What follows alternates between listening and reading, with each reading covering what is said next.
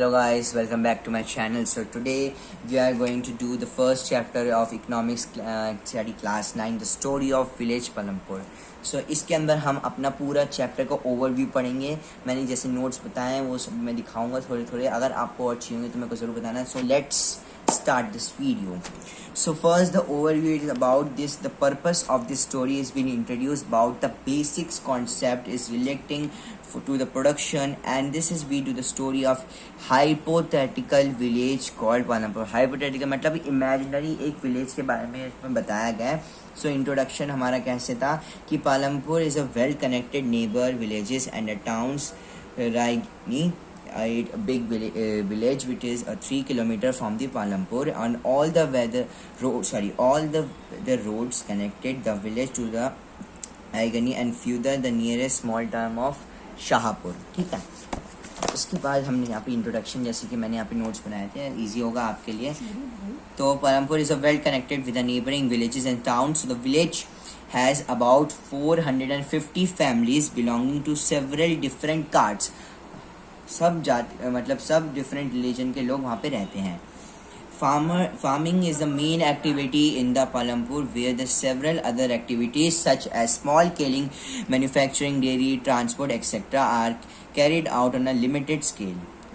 यहाँ पे बेसिकली इसमें फैक्टर ऑफ प्रोडक्शन के बारे में बताया गया है.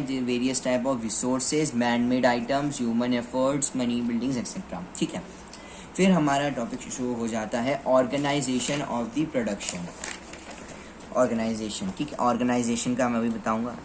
सो the main of the production is to produce the goods and services that we want, and there are the 4 requirements for the production of goods and services. Means इसके 4 factors requirements दिए हुए. So that means that every production is organized and combining the land, labor, physical capital, working capital and human capital is known as factor of productions.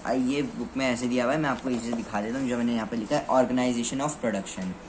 So there are the 4 requirements for the production of goods and services. ठीक है. First is land.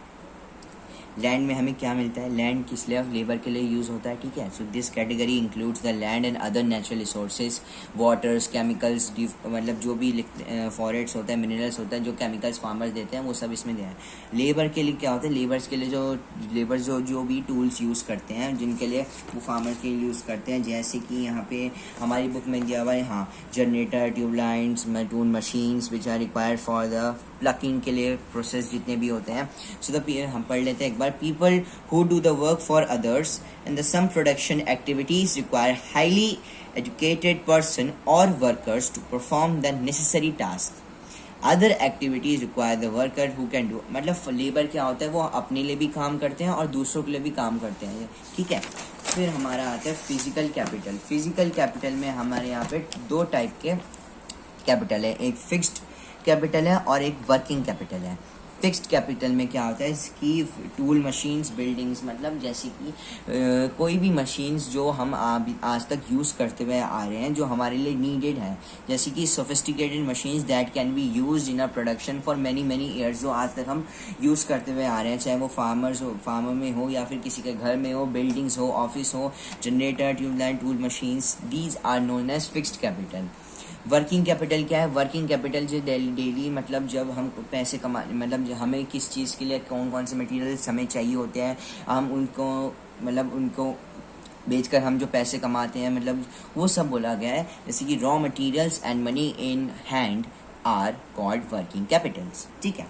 फिर हमारा last आता है human capital. Human capital is related to the economic value for a worker experience about the skill and knowledge. Human capital is basically जब humans जो अपने skill और नॉलेज से जो अपना काम करते हैं, इकोनॉमिक वैल्यू उनकी बढ़ती है. मतलब जैसे जनरेशन इतनी बढ़ती जा रही है, तो उसका एग्जाम्पल हमारे दिया. 4th रिक्वायरमेंट क्या था हमारा? वो था ह्यूमन कैपिटल. ओके. तो हमने अभी यहाँ तक पढ़ लिया है फैक्टर ऑफ प्रोडक्शन का. अब हम नेक्स्ट वीडियो में पढ़ेंगे farming in Palampur. Land is fixed. और ये सारे क्वेश्चंस है. ठीक है. उसके बाद मैं आपको एक और चीज़ दिखाना चाहता हूँ. हमारा जो यहाँ पे मैंने एग्जाम्पलर जो मैंने लेता हूँ, मैं आपको कहना चाहता हूँ कि आप भी ये खरीदिए. ओसवाल की बुक है बेस्टसेलर. इसमें सारे कॉन्सेप्ट्स क्लियर करके दिए हुए हैं, और इसमें सही बात, इसमें ना फ्लो चार्ट भी दिया हुआ है बड़ी अच्छी तरीके से. तो देखो यहाँ पे पूरा, तो मैं आपको फ्लो चार्ट दिखाना चाहूँगा. या अभी मैंने पूरा चैप्टर को नहीं एक्सप्लेन करा, लेकिन ये पूरा चैप्टर का फ्लो चार्ट है। जैसे कि द स्टोरी ऑफ विलेज से शुरू करके यहाँ पे पहले इंट्रोडक्शन बताया गया है, ऑर्गेनाइजेशन बताया गया है। ऑर्गेनाइजेशन में लैंड, लेबर, फिजिकल कैपिटल के 2 टाइप हैं, फिक्स्ड और वर्किंग, फिर ह्यूमन कैपिटल, फिर उसके सारे यहाँ पे एग्जांपल्स दिए गए हैं, ठीक है। फिर हम इंट्रोडक्शन तो आपको मैंने बता ही दिया था, इंट्रोडक्शन यहाँ से दिया हुआ है। फिर आता है हमारे यहाँ पे जो हमें 2 और आगे चैप्टर में करनी है, फार्मिंग इन पालमपुर। इसके जो है बहुत सारे डिवाइडेड होके हैं क्वेश्चन, जैसे कि land is fixed, is there a way can grow, ठीक है। ये ऐसे क्वेश्चन देखिए, उनके सारे एग्जाम्पल दे रखे हैं, ये मैं बता रहा हूँ आपको फ्लो चार्ट, ठीक है। फिर उनका लास्ट टॉपिक में आ रखा है नॉन फार्म एक्टिविटीज़, कौन कौन सी नॉन फार्म एक्टिविटीज़ नहीं हुई है। तो एक बार मैं आपको पूरे अच्छे तरीके से दिखा देता हूँ। ये देखो, ये पूरा फ्लो चार्ट है। ये बुक बहुत अच्छी है, इसमें फ्लो चार्ट भी दे रखे हैं, ठीक है। पूरा चैप्टर बता रखा है। अगर आपको इसके नोट्स यहाँ से चाहिए और इसके ना सारे क्वेश्चन आंसर्स दे रखे हैं और एनसीईआरटी का और एक्स्ट्रा। अगर आपको नेक्स्ट वीडियो में मैं आपके लिए ये मतलब जो मैंने आपको बोला कि हम नेक्स्ट वीडियो में पढ़ेंगे फार्मिंग पढ़ूँ, वो मैं आपके लिए ज़रूर लूँगा। और प्लीज़ मेरे को कमेंट करना अगर आपको मेरे को इस बुक से अगर फ्लो चार्ट चाहिए तो मैं ज़रूर शेयर कर दूँगा। Thanks for watching this video, like subscribe ज़रूर कर देना। नमस्कार दोस्तों, जय हिंद। चलो जाकर पढ़ लो दोस्तों, बाय बाय बाय।